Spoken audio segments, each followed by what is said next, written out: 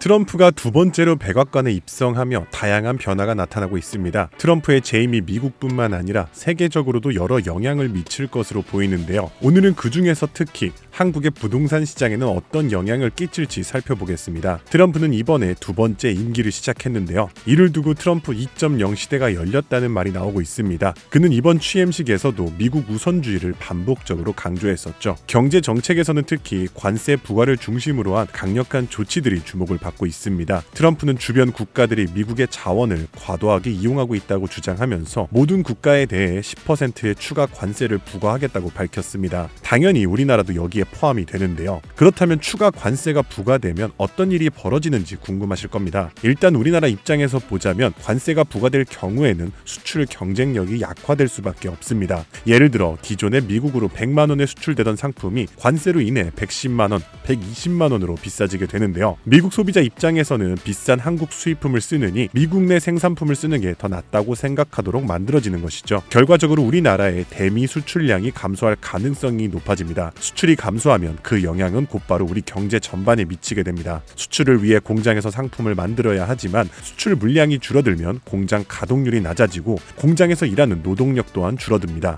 이는 내수 부진으로 이어지며 대한민국 경제 성장률에도 직접적인 타격을 주는 것이죠. 실제로 이러한 변화의 조짐은 이미 나타나고 있습니다. 최근 IMF는 대한민국의 경제 성장률 전망치를 기존 2.2%에서 2.0%로 하향 조정한 것인데요. 이는 관세 문제뿐만이 아니라 금리 인상과 글로벌 경제 환경 등의 여러 요인을 고려한 결과입니다. IMF뿐만 아니라 한국은행도 비슷한 전망을 내놓았습니다. 한국은행은 앞으로 5년간 우리나라의 잠재 성장률을 1.8%로 보고 있으며 장기적으로는 성장률이 더욱 낮아질 것으로 전망하고 있습니다. 특히 20년 후에는 성장률이 0%에 가까워질 것이라는 암울한 예측도 있었는데요. 이는 경제가 더 이상 성장하지 못하고 정체될 것이라는 의미로 심각한 경제 위기를 예고하는 것이죠. 추가적으로 현재 금리 정책을 담당하는 제롬 파월 연준 의장은 고금리 기조를 유지하려는 입장인데요. 트럼프와 파월 의장은 과거부터 사이가 좋지 않은 것으로 알려져 있습니다. 트럼프가 금리 인하를 요구했을 때도 파월은 이를 쉽게 받아들이지 않았던 인물이죠. 파월 의장의 임기는 2028년까지 지속되기 때문에 적어도 그 기간 동안은 그의 의도대로 금리 정책이 이어질 가능성이 큽니다. 최근 FOMC 회의에서 파월 의장은 작년과는 다른 입장을 보이며 금리 인하 계획을 전면 재조정하겠다고 밝혔죠.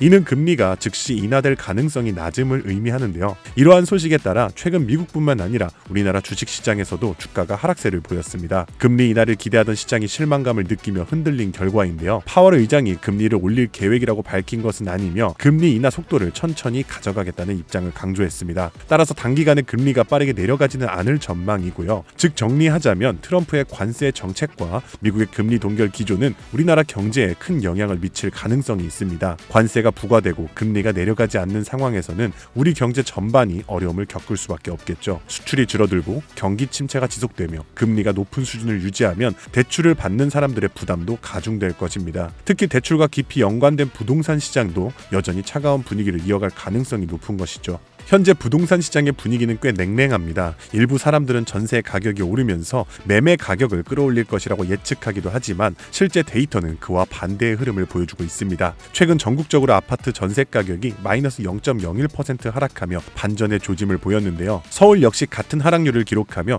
전세 시장의 분위기가 하락세로 접어들었습니다. 매매 시장의 경우에도 하락세가 감지되고 있습니다. 전국의 매매 가격 증감률은 최근 0.06%의 하락폭을 보였으며 상승세를 유지하던 서울마저 최근 들어 0% 보합 상태로 돌아섰습니다. 이는 상승 흐름이 멈췄음을 의미하며 머지않아 서울 지역 매매 가격도 하락세로 전환될 가능성이 높습니다. 최근 5년간 부동산 시장을 보면 집값을 지탱하던 주요 요인 중 하나는 전세였다는 점을 많은 전문가들이 지적합니다. 하지만 이제 전세의 효용이 점차 약화되고 있으며 손쉬운 전세 시대는 끝나가고 있다는 분석도 나오고 있습니다. 특히 2010년대 부동산 상승세의 핵심 요인 중 하나는 바로 전세 대출이었습니다. 과거에는 전세 대출이 거의 없었지만 정부가 서민을 지원하기 위해 전세자금 대출을 활성화하고 보증까지 제공하면서 전세 시장이 커지고 결과적으로 부동산 가격 상승을 촉발했던 것이죠. 하지만 최근에는 전세 전세 시장에도 문제가 나타나고 있습니다. 대표적으로 전세 보증을 제공하던 주택도시보증공사가 재정적으로 어려움을 겪고 있습니다. 보증보험의 지급 여력이 부족해지며 회수조차 어려운 상황에 직면한 것이죠. 여기에 더해 스트레스 DSLR 등의 대출 규제가 강화되면서 전세 대출 역시 과거처럼 손쉽게 받기 어려운 상황이 되었습니다. 현재 아파트 시장에서는 여전히 전세가 주요 거래 형태로 자리 잡고 있지만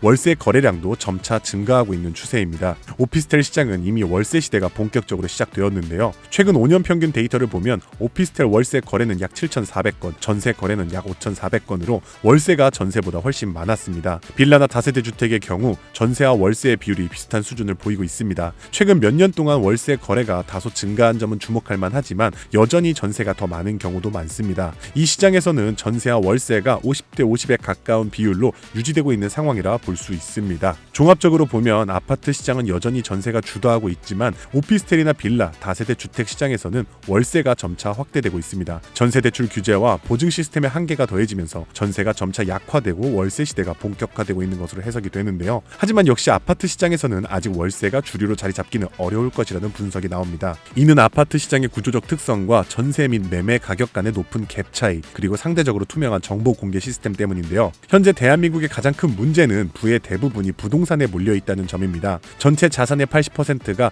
부동산에 집중된 상황에서 인구 감소까지 더해져 시장의 불안정성이 커지고 있는 것인데요. 더군다나 개인과 기업 모두 대출 부담이 커지고 있으며 국가 재정 또한 적자 상황에 놓여 있습니다. 정부는 부동산 시장에 손쉽게 개입하거나 대출 규제 완화와 같은 임시 방편을 사용하는 대신에 장기적이고 지속 가능한 정책을 고민해야 할 시점입니다. 특히 정부가 부동산 시장을 단기적으로 안정시키기 위해 전세 대출이나 보증 지원과 같은 정책을 펼쳤던 과거 사례는 장기적으로 시장 왜곡과 부동산 가격 폭등으로 이어졌습니다. 이를 반성하며 이제는 시장의 자율성을 존중하고 정부의 역할을 세금 조정과 공급 통제 등으로 제한해야 한다는 목소리가 높아지고 있습니다. 과도한 정책 개입은 오히려 시장의 경쟁력을 떨어뜨리고 경제 성장률 둔화를 가속화할 수 있습니다. 현재 전세에 살고 있고 계약 갱신을 앞둔 분들에게는 고민이 깊어질 수밖에 없는 상황인 것이죠. 이에 대해 전문가들은 전세를 유지하기보다는 반전세나 월세로 전환하고 목돈을 세이브하는 방향을 추천하고 있습니다. 특히 목돈의 일부를 달러 등으로 보유하며 자산을 분산하는 것도 좋은 전략으로 제안되고 있습니다. 그리고 결정적인 기회가 왔을 때 예를 들어 올해 연말이나 내년쯤 내 집 마련을 시도하는 것이 현명한 선택이 될 수 있습니다. 특히 경매를 통해 부동산을 매입하면 10에서 15% 더 저렴한 가격에 구매할 가능성이 높아 자산을 효율적으로 활용할 수 있는 방법 중 하나로 꼽힙니다. 특히 2025년은 경제적으로 큰 변화를 맞이할 중요한 시기로 보입니다. 수많은 전문가들은 부동산과 금융시장에서 수영장에 물이 빠지는 현상이 올 것이라고 예상하며 이 시기를 잘 활용하면 엄청난 기회를 잡을 수 있다고 말하는데요. 다만 이러한 기회를 활용하려면 스스로 공부하고 시장에 대한 이해를 깊게 하셔야 합니다. 아무도 개인의 재산을 대신 지켜주지 않기 때문에 스스로 공부하고 통제력을 갖추는 것이 그 어느 때보다 중요합니다. 오늘 준비한 영상은 여기까지고요. 내용이 좋았다면 좋아요와 구독 한 번씩 부탁드리겠습니다. 시청해주셔서 감사합니다.